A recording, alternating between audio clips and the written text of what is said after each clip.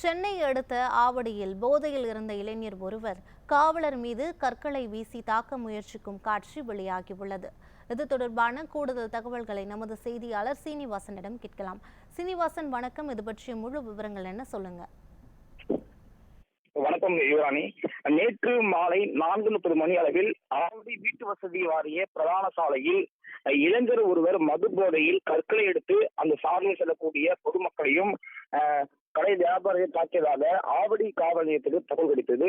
சம்பவத்துக்கு விரைவு சென்ற தலைமை காவலர் சரவணன் என்பவர் அந்த இளைஞரை மீட்டு காவல் நிலையத்தை அழைத்துவதற்கு ஒரு முயற்சி எடுத்தார். அப்போது அந்த இளைஞர் மது போதையில் கற்களை எடுத்து காவலரை தாக்க உட்பட்டால் அந்த காட்சியை பார்த்துக் கொண்டிருக்கிறோம்.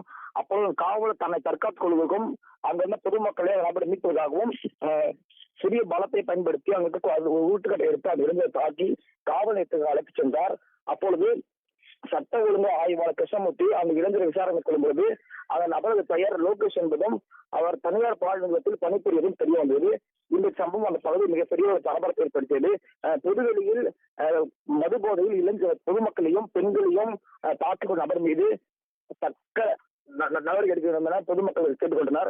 இதன் பெயரில் ஆவடி காவல் ஆனது ஒரு சுற்றறிக்கை ஒன்று வெளியிடுவது. அந்த சுற்றறிக்கையில் சம்பவம் நடந்த இடத்திற்கு தலைமை காவலர் சென்று அந்த நபரை அழைப்பதற்கு பெரும் முயற்சி எடுத்தார்.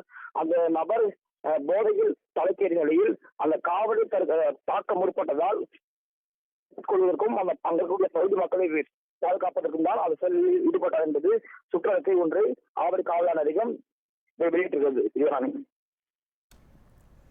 விவரங்களுக்கு நன்றி சீனிவாசன்.